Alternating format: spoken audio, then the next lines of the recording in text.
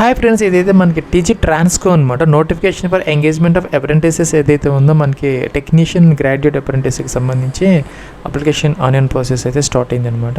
ఇంకా చూసుకుంటే కనుక మనకి వేకెన్సీస్కి సంబంధించి గ్రాడ్యుయేట్స్ ఎవరైతే ఉన్నారో వాళ్ళకైతే కనుక 125 వేకెన్సీస్ అయితే ఉన్నాయి. 17,500 రూపీస్ అయితే స్టైఫండ్ ఇవ్వడం జరుగుతుంది. ఇవైతే జాబ్స్ కాదనమాట, ఓన్లీ 1 year ట్రైనింగ్ అయితే ఇవ్వడం జరుగుతుంది. ఇంకా కూడా డిప్లొమా హోల్డర్స్కి అయితే టెక్నీషియన్ అప్రెంటిస్ అనమాట. వీళ్ళకి 125 దాకా మనకి వేకెన్సీస్ అయితే ఉన్నాయి. 15,000 రూపీస్ ఒక సంవత్సరం పాటు అయితే మీకు స్టైఫండ్ రూపంలో ఇవ్వడం జరుగుతుంది. ఇంకా బ్రాంచెస్ అయితే ఇచ్చారనమాట. గ్రాడ్యుయేట్స్కి సంబంధించి EEE, ECE, CSE, mechanical, civil, IT ఇవన్నీ ఉన్నాయన్నమాట. అలాగే డిప్లొమా హోల్డర్స్కి సంబంధించి DEE, DECE, DME, DCE, DCS ఇవన్నీ ఉన్నాయన్నమాట. వాటిలో కనుక మీరు డిప్లొమా లేదంటే BE, BTEC చేసిన వాళ్ళు ఎవరైతే ఉన్నారో అది కూడా మనకి ఇక్కడ కొన్ని ఇయర్స్ ఇచ్చారనమాట. 2023, 24, 24, 25 ఈ ఇయర్స్లో పాస్వర్డ్స్ మాత్రమే ఎలిజిబుల్ అయితే అవుతారు. అంతకుముందు వాళ్ళకి అవకాశం అయితే లేదనమాట. నిజంగా ఏజ్ లిమిట్కి సంబంధించి మనకి అప్పర్ ఏజ్ ఏం లేదు, ఎందుకంటే మనకి అక్కడ పాస్వర్డ్స్ ఇయర్స్ ఇచ్చారు కాబట్టి 2023, 24, 24, 25 ఇంకా మనకి ఏజ్ అనేది ఉండదన్నమాట. మినిమం అంటే 18 years కనుక మనకు క్రాస్ అయితే సరిపోతుంది అనమాట. ఇంకా కూడా దీనికి సంబంధించి ఎటువంటి ఎగ్జామినేషన్ కానీ ఫీజు కానీ ఏమీ లేదనమాట. అలాగే చూసి మీరు గతంలో ఎక్కడ కూడా ఈ యొక్క ట్రైనింగ్ తీసుకోకుండా ఫ్రెషర్స్ అయితే అయి ఉండాలి. ఎటువంటి ఎక్స్పీరియన్స్ మీకు ఉండకూడదనమాట. ఇంకా చూసుకుంటే కనుక మనకి వీళ్ళు స్టైఫండ్ మీ యొక్క బ్యాంక్ అకౌంట్లో అయితే వేస్తారు. దానికి సంబంధించి ఏంటంటే మీకు bank account Aadhaar seeded bank details అయితే కావాలన్నమాట. మీరు ఆ యొక్క NATS పోర్టల్ అయితే ఆ యొక్క డీటెయిల్స్ అయితే మెన్షన్ చేయాల్సిన అవసరం అయితే మీకు ఉంటుంది అనమాట. సో ఏంటంటే మీకు ఒక ఆధార్ కార్డు ఉండాలి, బ్యాంక్ అకౌంట్ ఉండాలి. ఆ బ్యాంక్ అకౌంట్కి ఆధార్ కార్డు లింక్ అయ్యి ఉండాలన్నమాట. సో అలా ఉంటే సరిపోతుంది మీకు మంత్లీ ఆ యొక్క స్టైఫండ్ ఇచ్చే దానికోసం.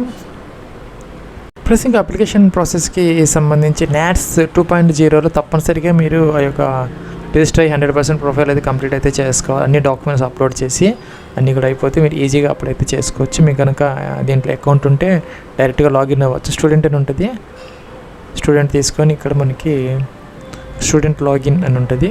ఇక్కడికి వచ్చేసేసి జనరల్ స్టూడెంట్ లాగిన్ అనమాట.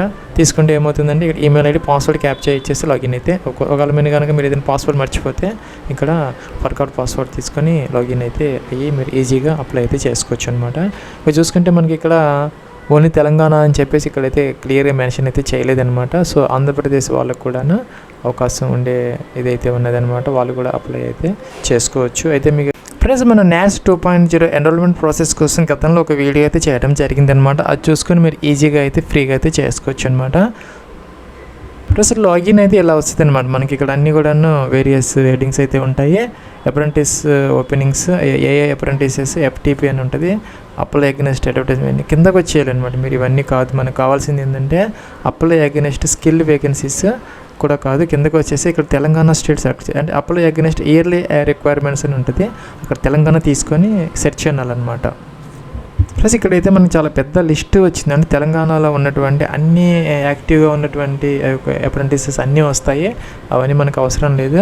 మనకు కావాల్సింది ఏంటంటే transmission corporation of Telangana limited ఇది మీరు కాపీ చేసి ఇలాగా ఇక్కడ మనకి సెర్చ్ బార్ ఉంది అనమాట. అక్కడ కనుక మీరు పేస్ట్ కనుక చేస్తే ఆటోమేటిక్గా మనకి transmission corporation of Telangana limited, Telangana, Hyderabad. ఇక్కడ స్టైఫండ్ అంటే ఇక్కడ ఇలా 9,000 చూపిస్తుంది. అది కాదనమాట. ఇక్కడ మనకి నోటిఫికేషన్లు ఇచ్చింది, అది అప్లికబుల్ అయితే అవుతుంది. ఇక్కడ మనకి 15,000 ఫర్ డిప్లొమా హోల్డర్స్కి, 17,500 ఫర్ గ్రాడ్యుయేట్స్ అనమాట. మీరు వ్యూ కావాలంటే వ్యూ చూసుకోవచ్చు అనమాట. దీని మీద క్లిక్ చేసి డీటెయిల్స్ వస్తాయి. 250 వేకెన్సీస్ అని వచ్చి ఇంకా అంతకన్నా డీటెయిల్స్ ఏం రావట్లేదు. అప్లై చేయాలి అంటే అప్లై అనే బటన్ మీద క్లిక్ చేస్తే సరిపోతుంది అనమాట. తర్వాత ఒక ఇంపార్టెంట్ పాయింట్ ఏంటంటే ఇక్కడ registration for direct benefit transfer DBT and Aadhaar seeded bank detail. ఇందాక చెప్పినట్టుగా మీకు ఆధార్ సీడెడ్ బ్యాంక్ అకౌంట్ ఉండాలన్నమాట. అది కూడా మీకు DBT ఎనబుల్డ్ అయి ఉండాలి. అంటే డైరెక్ట్ బెనిఫిట్ ట్రాన్స్ఫర్ చేసుకోవడానికి అది మీకు ఆ అకౌంట్ బ్యాంకులో ఎనబుల్ అయి ఉండాలన్నమాట.